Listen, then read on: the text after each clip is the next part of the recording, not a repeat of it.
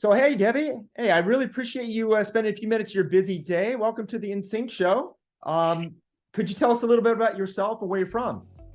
Hey, Corey. So my name is Debbie Simpson, and I am actually from Richmond, and I have worked for Crestline Hotels and Resorts. Hmm. So I am a regional sales manager for three of our properties, the Inn at Virginia Tech, Hotel 24 South in Stanton, and Newport News Marriott at City Center.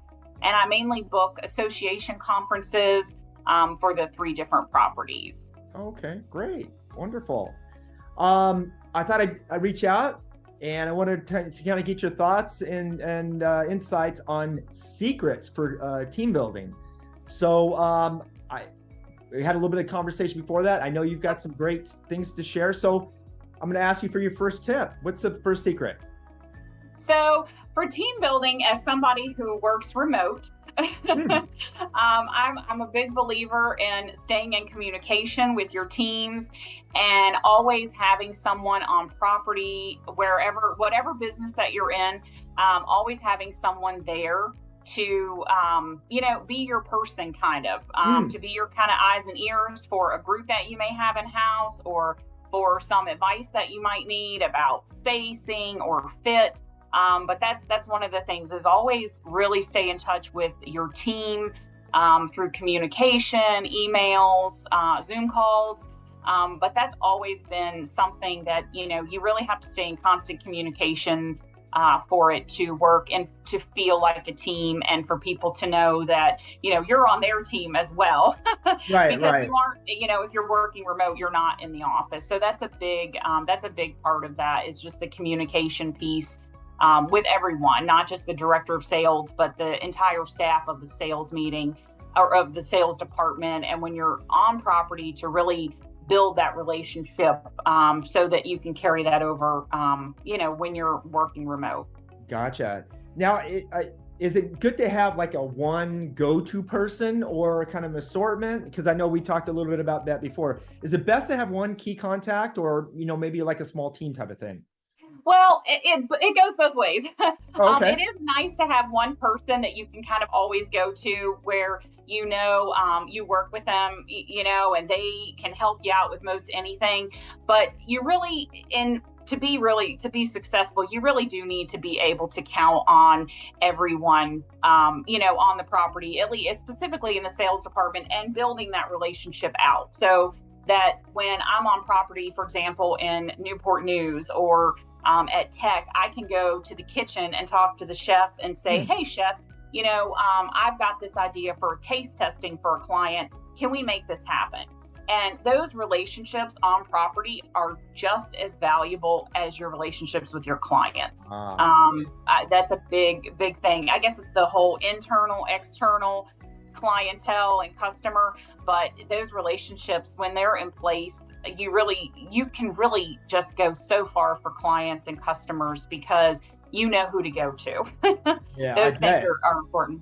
So it's it would go, yeah, Debbie, we can pull this off, no problem, I got it. Or nope, sorry, we're busy, or that's just out of our reach. We can't do that. Right, exactly. Yeah. Always aim high.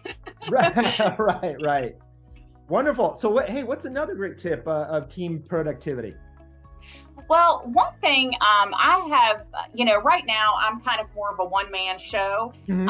In the past, I have, worked on teams, led teams. And one thing that I always stress is ownership. One of the things, and I told, we had talked about this earlier, Corey, is that when I first started my career in sales, one of what great piece of advice that I got was, that to take every sales position like you're an owner in the company. This is your own business.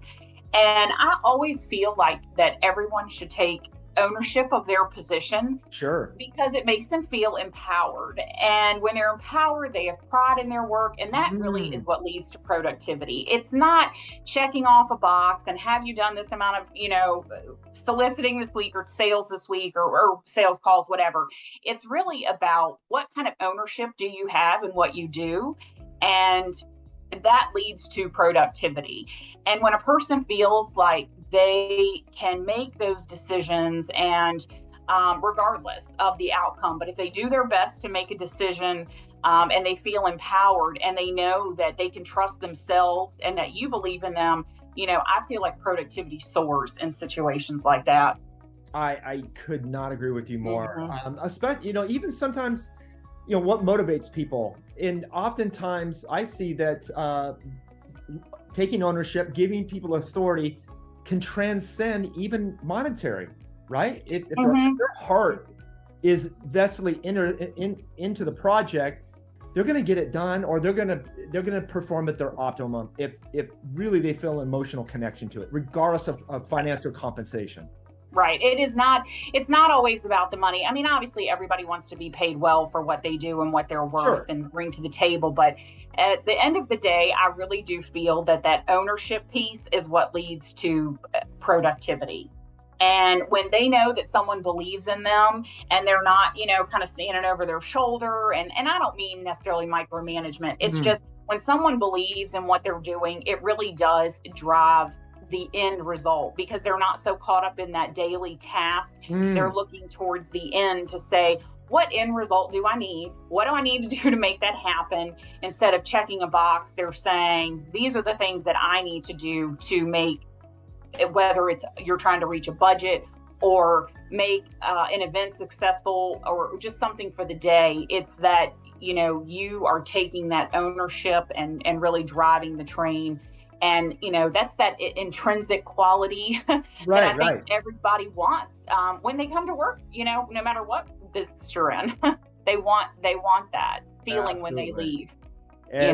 Simon Sinek has said, it's that why, right? Which exactly. That's that internal drive in all of us. So I love that. So, hey, we'll save the best for last. So what's our last secret you can share with us? So I think one thing for team productivity, and this kind of for myself, I know having a structure for the day is a good way to increase productivity.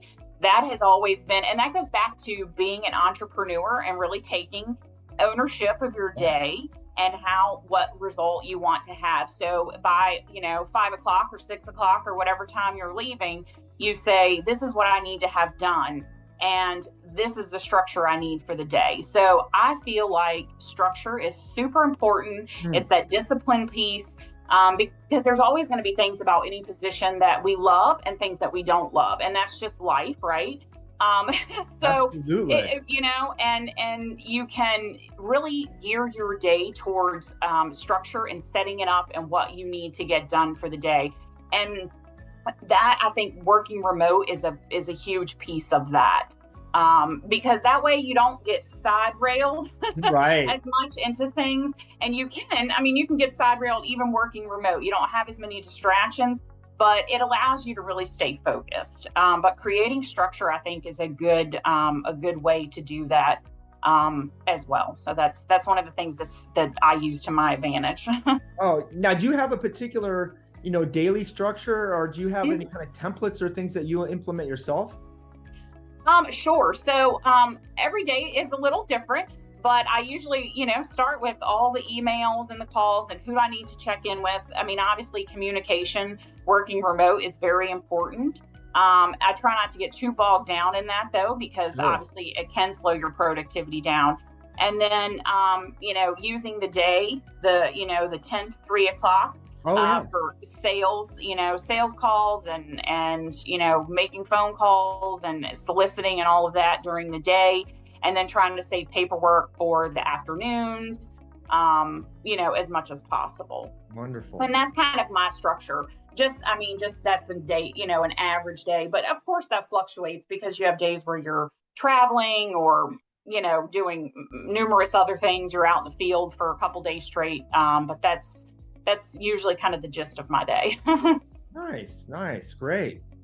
Well, hey, I really appreciate you spending a few minutes with us. It was great to get to know you and have our conversation. I'm looking forward to next time we can get back on and have a new topic to talk about. Thank you so much. Oh, I would love that. That would be great. Thank you so much, Corey.